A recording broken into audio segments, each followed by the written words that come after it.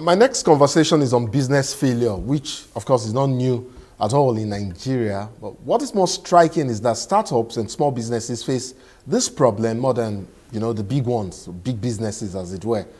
And so we're engaging a business management consultant for the purpose of gaining some insight into how small and medium-scale businesses can succeed and, not become victims of failed businesses. My guest is Dr. Valentino Evans, a management consultant, executive coach, and leadership expert. He's also the managing director and chief executive officer of Black Belt Global Consulting. And he's here to help us, clear up some gray areas as regards these issues. Welcome to Inside, Dr. Evans. Thank you for having me. There are definitely, and I came across lots of them in my research for this conversation, reasons why MSMEs, and, generally fail, but particularly in Nigeria. I heard at least 50% of these small businesses that they collapse in the first year of establishment, and nearly 80% of them fail within 5 years into their operations. I find, this, and of course, one other reason quite intriguing and germane, and that is that businesses or some businesses do not even know their market, do not even understand their value or the value of the services and products that they have to offer before they even establish an open shop. I would think that that is the core foundation of any business. I mean, upon establishment or even before establishment, I beg your pardon.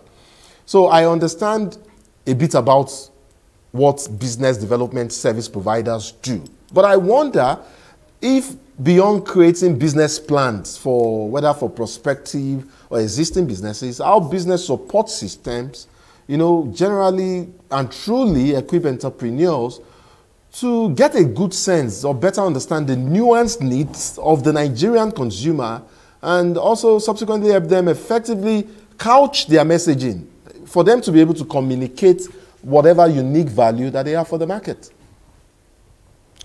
Well, it's remarkable it's alarming actually if you look at the number of businesses that do fail right from the startup, from 1 year of inception into 5 years. It's really alarming.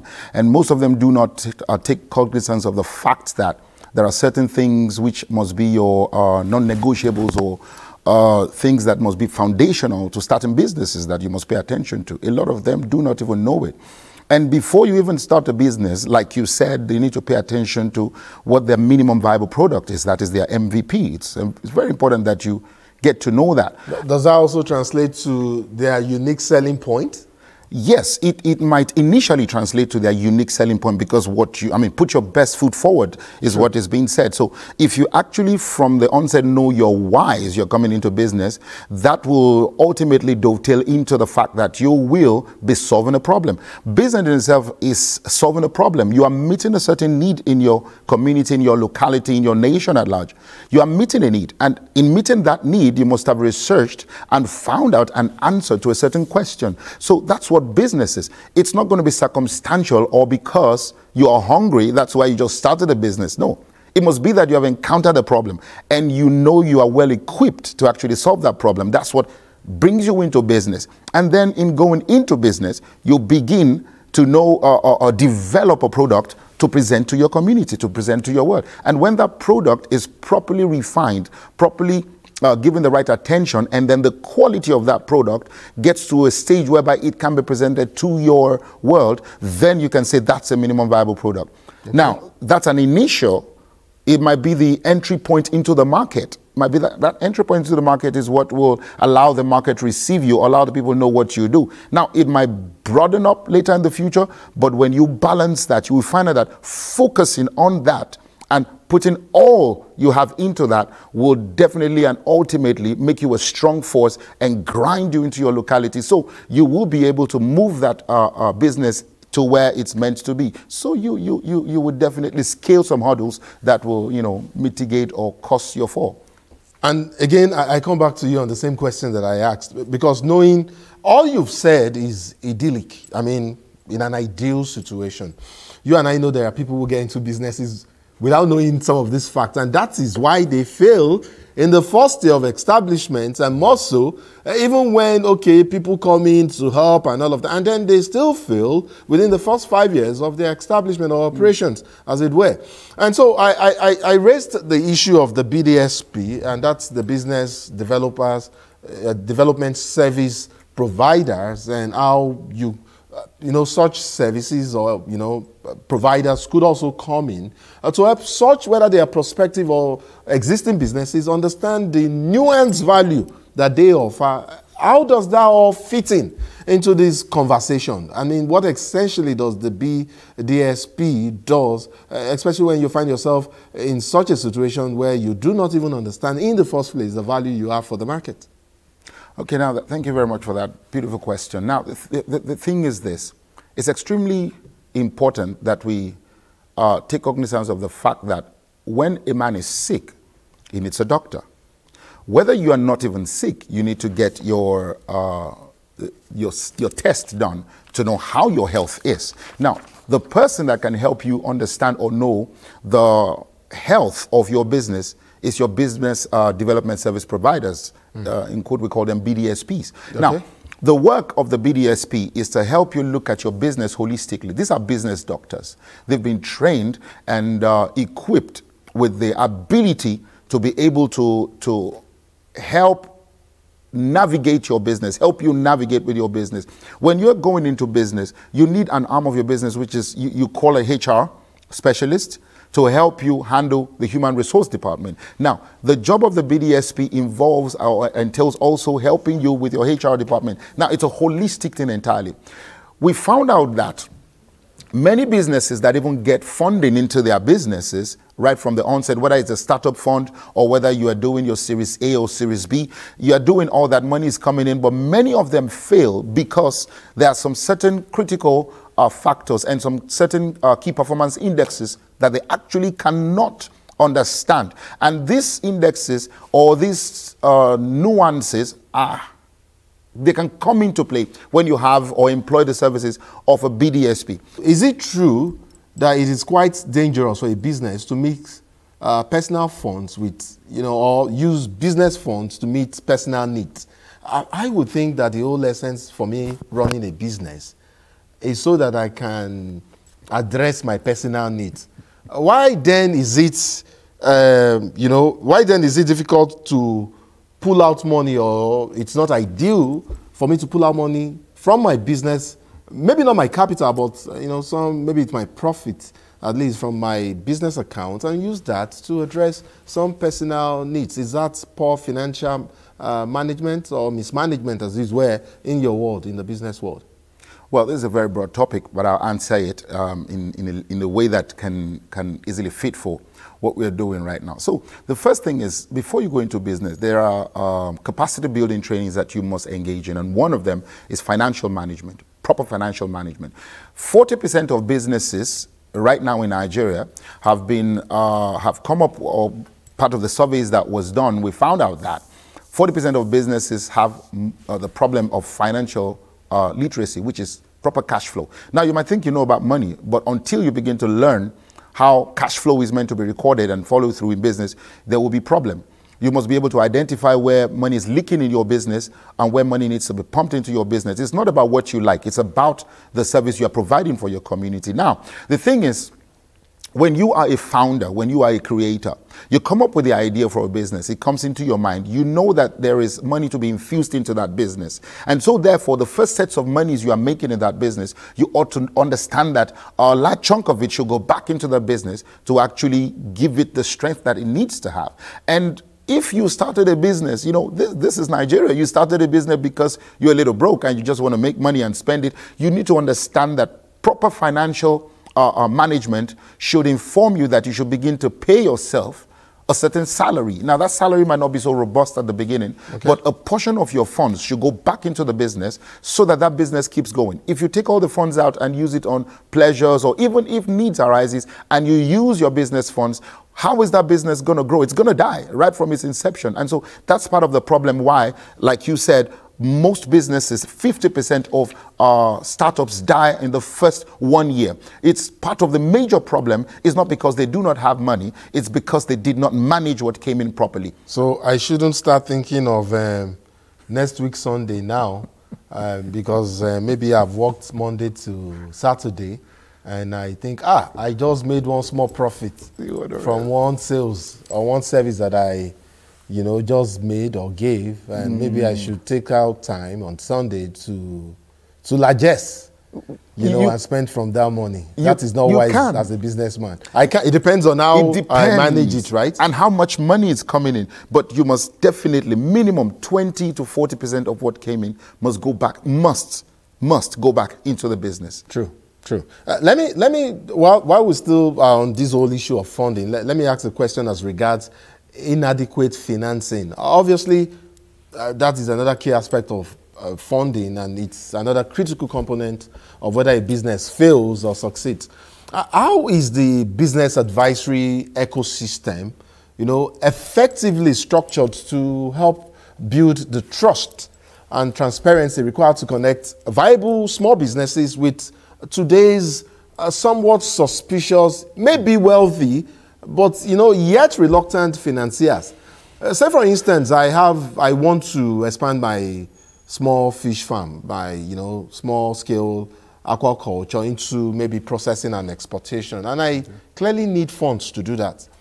How appropriate, I beg your pardon, would it be to explore maybe a network of angel investors or crowdfunding platforms to grow my business?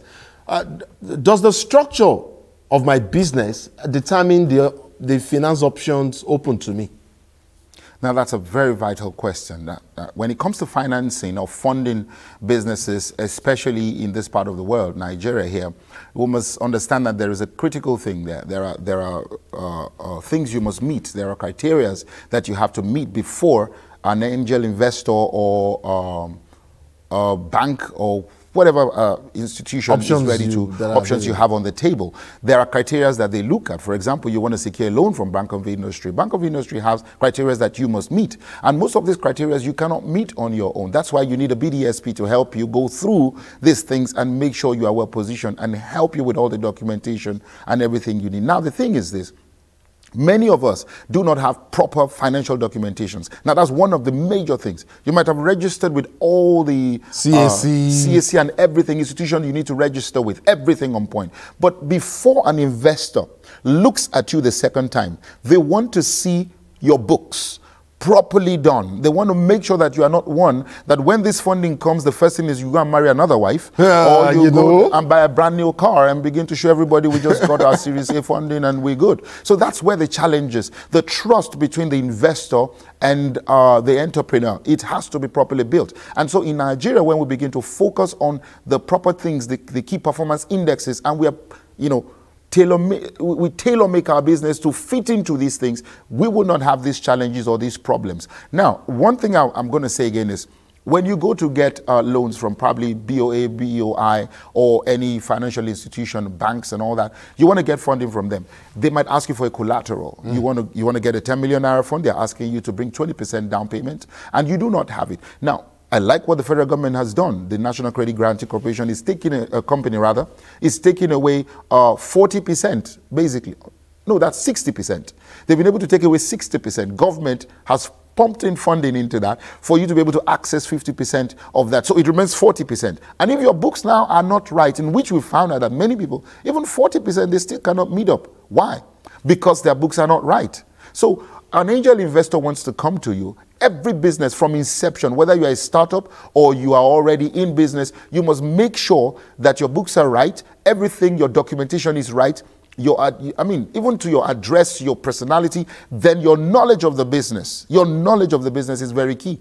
If I see that you are making money from your business and all that, and your knowledge of that business is not standard, chances are that down the line, you will lose that business to someone who has more knowledge, who has gone for more capacity building, who has developed themselves, and is taking advantage of what we call probably the tech or the micro shifts of the market or the cultural nuances that we have right now. Anybody who's paying attention to that might outrun you in your business. Perhaps they might even start after you because they saw you start it. But if they pay attention to these things, they will run you out of business, and an investor will always pay attention to these things. You know, talking about, I mean, running out of business or maybe expanding, I would like to ask you two questions, quick questions. I'll need two quick responses because we're totally out of time. My director just informed me we were short our time. First, Doc, is it true that rapid growth itself can be fatal for a small business? In what context is that even possible? And then two, this whole copy syndrome, you know, for businesses that we have in Nigeria. My neighbor opens a sachet water business.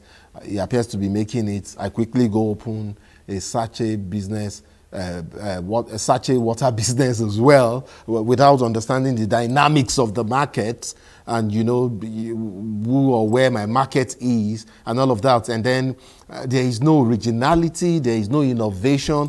How does all of this impact on small businesses, as it were, in Nigeria? Well, starting from the last question, you've already answered it by yourself. You said there is no originality in it. No, see, the person that initially opened it, perhaps maybe he worked with an organization that has done that for a bit or for a few years, and now he understands the dynamics. He knows the terrain very well, and he has gone into that. He's beginning to, I mean, he just moves into that business, and he's good with it. But you saw that it's making money. You don't even understand how he started, or what made him start, or how he even got his first funding to start. And then you just take money and you jump into it, and there's going to be a serious problem. There are differences between the both of you. Now, when it comes to the copycat kind of thing, we do copy a lot. Yes. Nigeria is known for that. But you have to have your own unique selling point. That's why it's called a unique selling point, something that's peculiar to you that nobody else has. It has to be unique to you, and you must present that to the world, and that's what the world is going to see. Very quickly, the issue of rapid growth and how that it's a problem. I was coming into that. Rapid growth is dangerous. Organic growth is good. It helps you master and know and understand the business terrain itself, see how it's growing. Rapid growth might be good for those who have been in that field for a bit, that shifted or diversified or into their own sector. Maybe you left someone's business to start your own. You might already understand how to handle it. But rapid growth is dangerous for someone who is just coming in to that. You can pump. That is why too much money into that business is dangerous. You might be trying to meet a need that you don't have capacity to handle. And so organic growth is very, very good, as much as it's good to grow rapidly and to go widely, but make sure that you have all the critical stakes to handle that particular kind of thing, because when the storm comes, you might not be able to handle it. Dr. Valentino Evans, CEO, Black Belt Global Consulting, Executive Coach and Consultant, as well as Transformation Leadership Advisor. Thank you so much for coming on Insight. I mean, it's been quite germane. We appreciate your insight on this matter. Thank you so much indeed. Thank you very much for having me. It was a pleasure. Elizabeth Omori is up next. She will be taking us back to the issue of education, but now she would be looking at the application or utilization of ICT for transformation education. Elizabeth comes up next.